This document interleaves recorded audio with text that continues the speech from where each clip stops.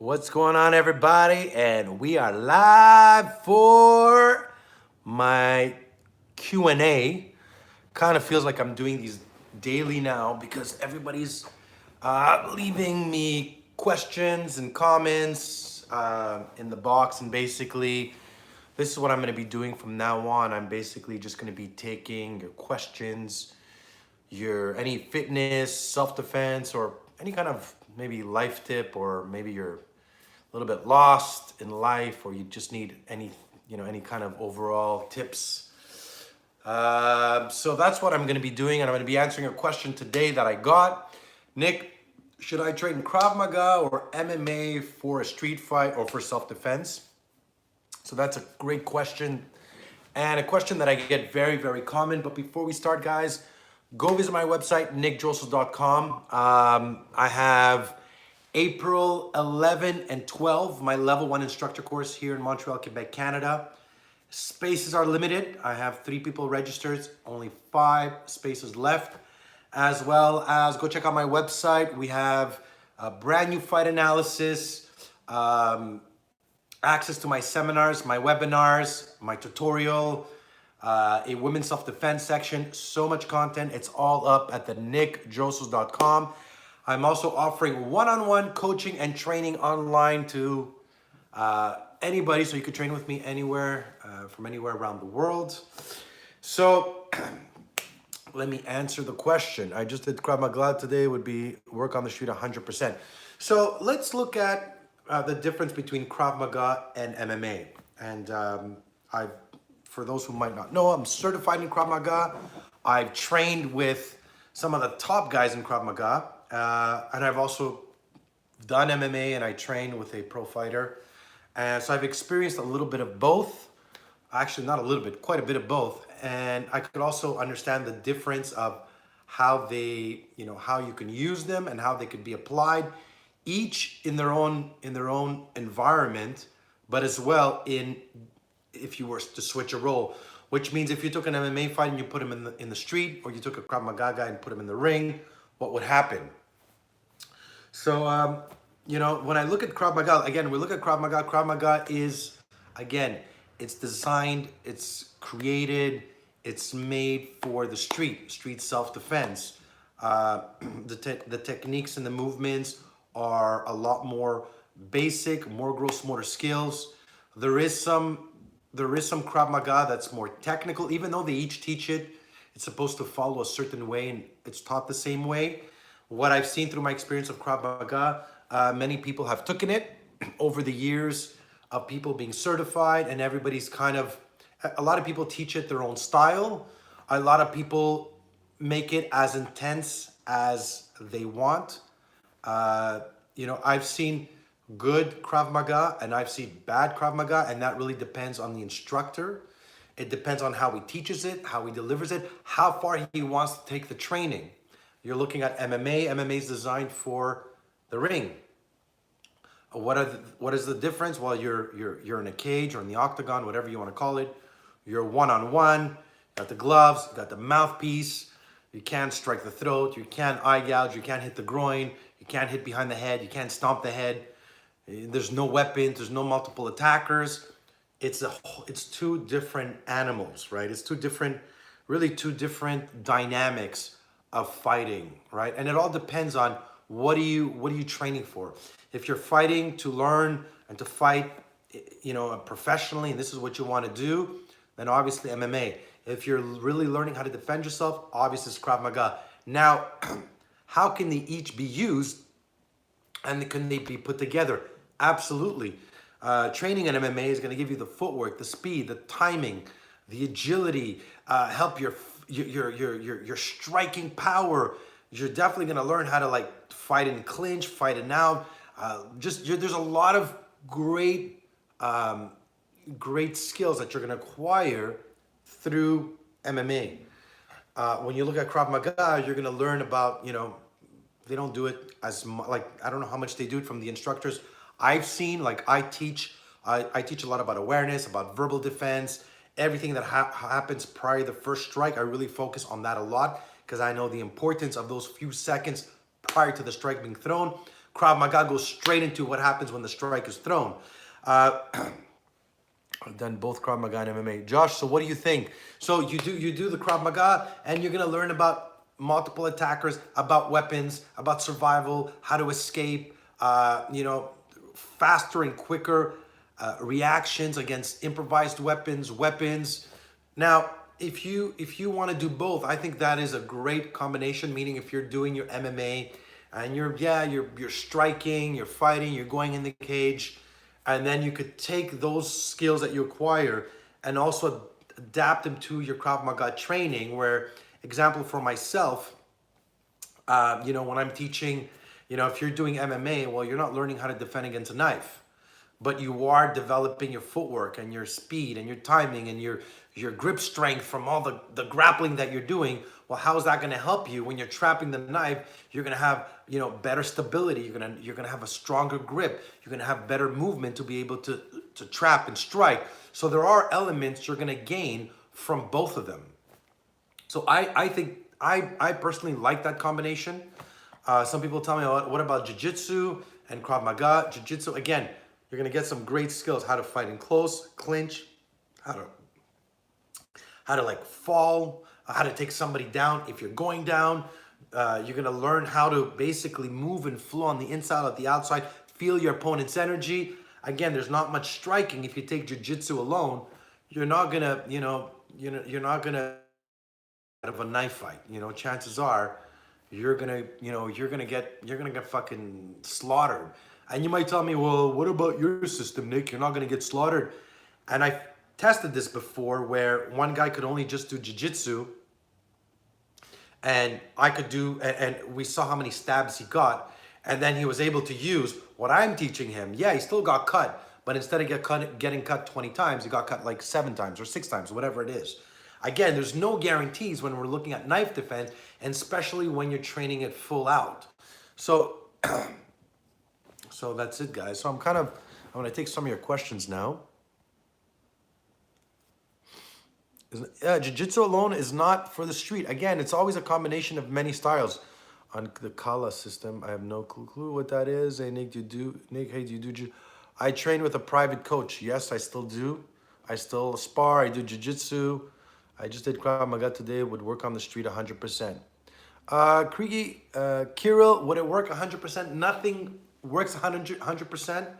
I do think there is great skills that you're going to acquire, and some great fighting moves that you're going to learn. But to say that it's 100%, nothing is ever 100%.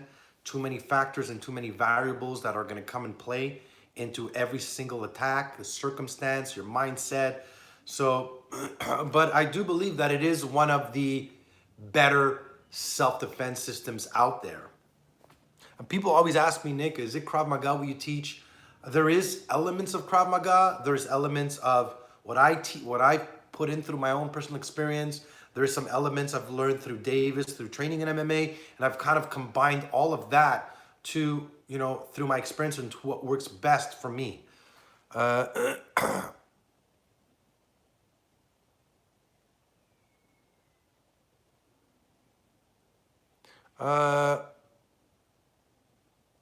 Krill Krama's version in North America, the civilian version.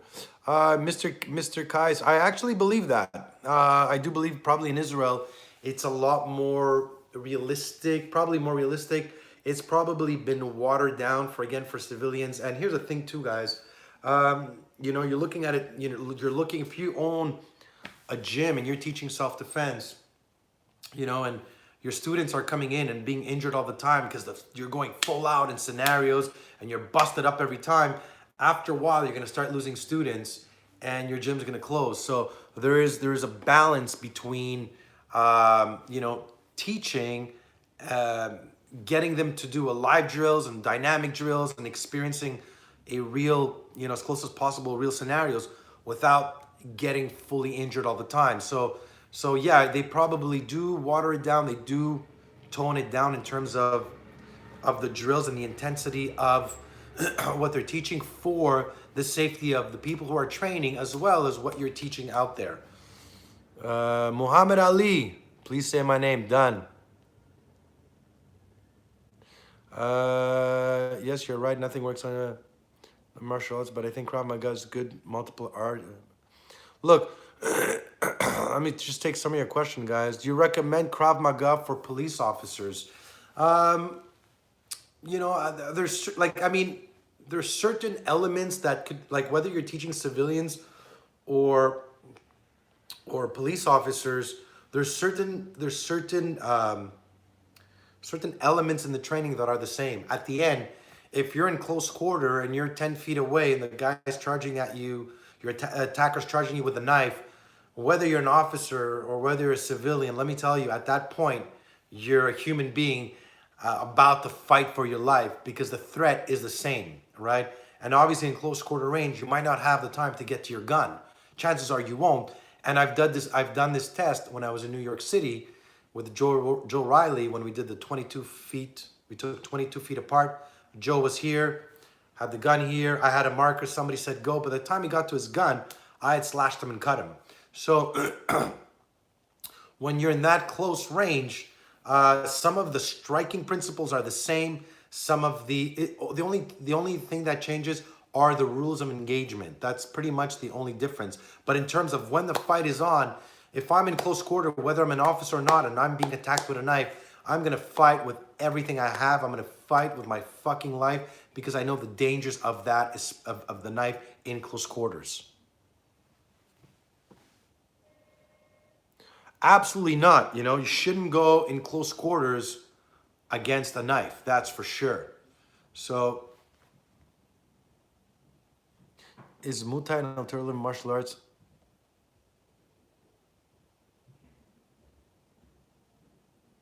Yeah, Super Tech Racing. The video's available. If you go check out on my YouTube channel, just put Nick Drossos, New York City, knife attack or knife defense. You're gonna see the video. Sorry guys, I'm gonna try to get to all your questions. Please shout out. Do you palm strike or close fist when you're fighting? When I'm wearing the gloves and I'm sparring, I'm close fisting. When I'm working on the bag or in the street, open hand. Uh, one of jiu-jitsu is good, but you should not go. You shouldn't go on jiu-jitsu.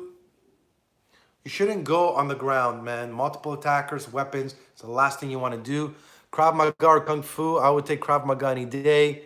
And Muay Thai, alternative martial arts, these two. I love Thai boxing, guys. Muay Thai is great because you have your elbows, you have your knees. Look at Lethway. I love that you have the headbutts, fucking shoulder pops. Those are all small strikes.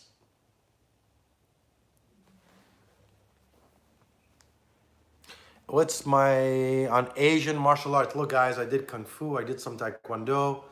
Um, Again, it's traditional martial art. It was created thousands of years ago for the type of attack and violence and the type of, the type of environment as well as a whole of what it represented. Two people getting face to face and bring up their hands and about to fight. It's completely unrealistic to what you're going to face today in the street. Best example I give people is look at MMA. Take MMA, what it was 20 years ago, whatever it started, and I remember watching one of the first MMAs, and look where it is today. They used to fight the karate guy against the boxer, a 300-pounder versus a 150-pounder. As they all evolved and the martial arts involved, they all kind of caught up to a certain level of MMA fighting, and then they created categories because they realized that, well, the bigger, stronger guy always had an advantage. So again, does size matter? Absolutely. Martial arts, Greek gaming. Alternative to capoeira.